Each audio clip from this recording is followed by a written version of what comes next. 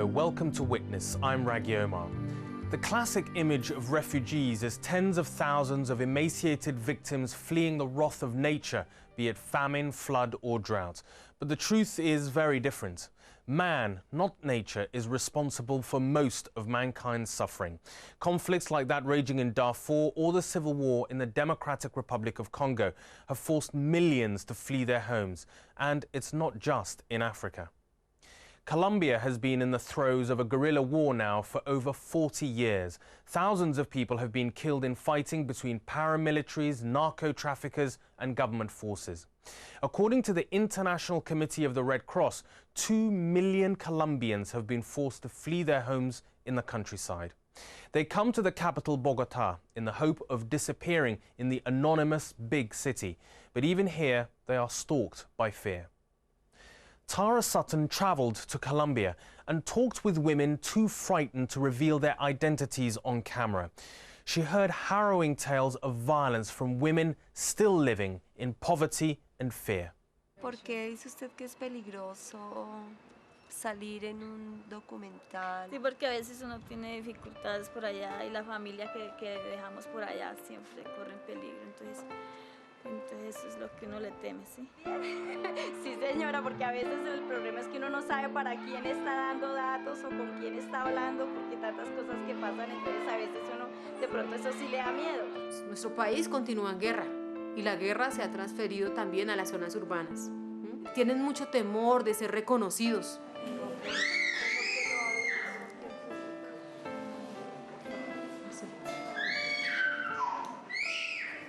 Behind me is the best view of Bogota that I've managed to find. I hope it gives a sense of how sprawling this city is, because it really is vast. It takes 3 hours to drive from one end of it to the other. And it's here that hundreds of thousands of displaced people are living. And they're hidden away in back rooms in the poorest outskirts of this massive city. If you go to a refugee camp when there's a conflict, you get a sense of how many people are displaced. And those people are together and it's very clear, okay, this is a crisis. Here, people are coming in dribs and drabs, and there's 2 to 3 million displaced people here. After Sudan and the Democratic Republic of Congo, it's Colombia.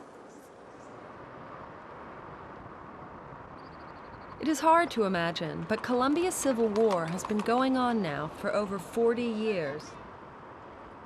Every year, thousands of people are killed in fighting between guerrilla groups, paramilitaries, and government forces. Caught in the middle are innocent civilians, who are often accused of belonging or providing assistance to the wrong side. They become victims of torture, kidnapping, and murder. For many, the only option for survival is to run and hide, and the best place to hide is in a big city. How do you find people that do not want to be found? I began my search where most of them first arrive, Bogota's main bus terminal. Between 10 to 15 people fleeing the conflict come here every day. They arrive like this, a few at a time, quietly. This is a city of 8 million people. It is not difficult to become invisible here. And that is exactly what these people want. Their greatest fear is to be found by those from whom they fled. But everyone must eat. And so they seek help here, at the offices of the International Committee of the Red Cross, where there is an emergency assistance program. I meet Sandra Ruiz, the ICRC's program coordinator. She supports the displaced with emergency assistance and also guides them towards other networks of support. Sandra helps the terrorized victims of the civil war face to face, and she will take me into the hidden world of the displaced women of Colombia.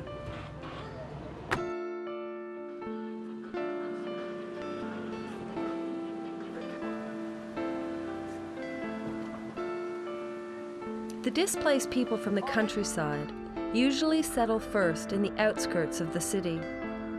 With little or no education, they are unable to compete for jobs, and so are pushed out here, where the rent is cheapest. Esther lives here. She has found a tiny space in a cardboard warehouse, in a room so small that all of us can barely fit inside together. Esther does not live alone. Son 6 niños, Son 6 niños. ¿Y usted cuántos años tiene? 24, 24 y tiene 6 niños. ¿Desde qué edad tuvo su primer hijo? desde los 13 años. 13 años. ¿Y su esposo? No, o sea, el papá de ellos no es un solo hombre. Son diferentes papás. A few days ago, she had surgery. She was sterilized. Still in pain, she has to lie down for the interview. She used to work the land in the countryside, but then the death threats came from the armed groups. Pues que yo trabajaba cogiendo café. Tenía el apoyo de mi mamá. ¿Y usted cree que se puede devolver a su finca? Yo digo que no, ¿Por qué? porque pues por el papá de ellos, por la guerrilla. Es muy complicado. Sí, señora. ¿Le da miedo? Sí, señora. A mí me da mucho miedo. 3 months she's been here, and still she can find no work. She says the worst part is the tiny space in which she and her 6 children must survive. Porque es muy difícil tenerlos aquí. Que hay 3 niños más, pelean mucho. ¿Y usted tomó la decisión sola de hacerse la operación? Ay, sí, señora. Pues sí, yo no quiero traer más hijos a este mundo a sufrir. ¿Por qué a sufrir? Si uno no le puede dar a uno, no le puede dar a la otra.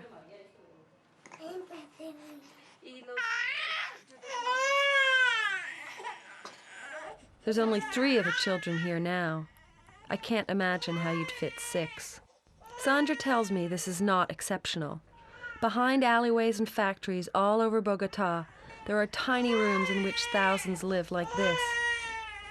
Poor, hungry, and scared.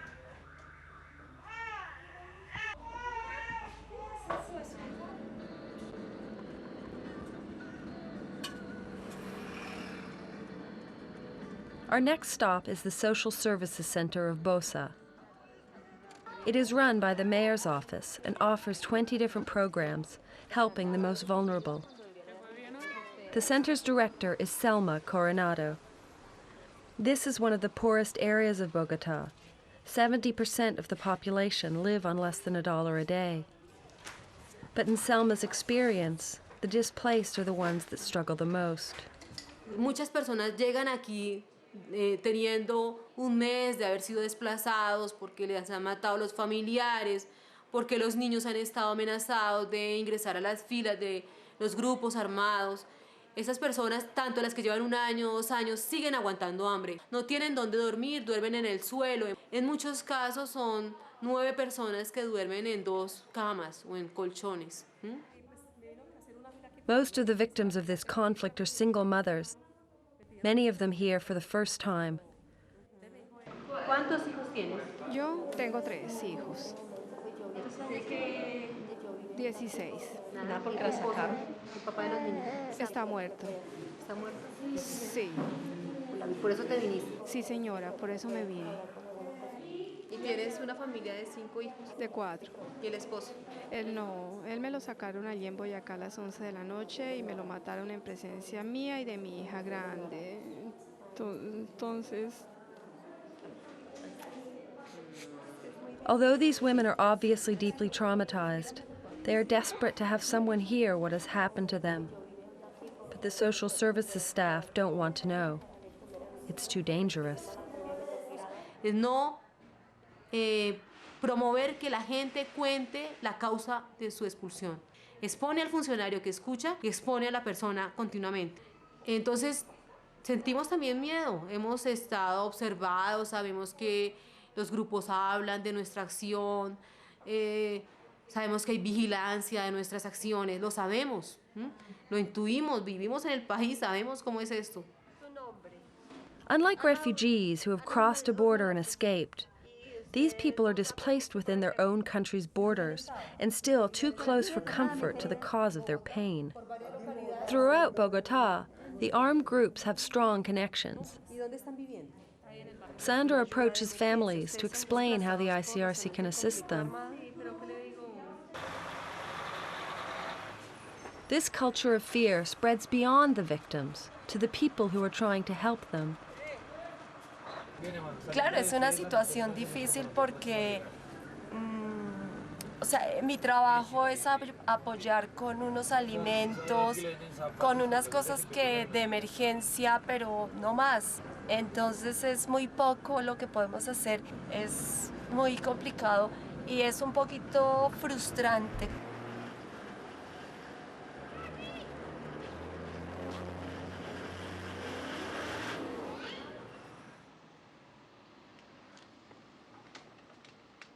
I've just come back from a day of interviews out in Bogota, and I just feel so depressed. Every story that we've heard has been tragic. People here come and they're just incredibly isolated, and they're stuck in these little back rooms with, you know, not knowing that there are other people around, not knowing where to go for help, and not being able to do anything to make their situation better. They are people that know how to live rurally, and so, you know, if they're on a farm, they understand that they can get food from that situation. But here, everything is a money transaction, and they're people that have been used to living off of the land, so how to get money, that's the problem. Where do you go?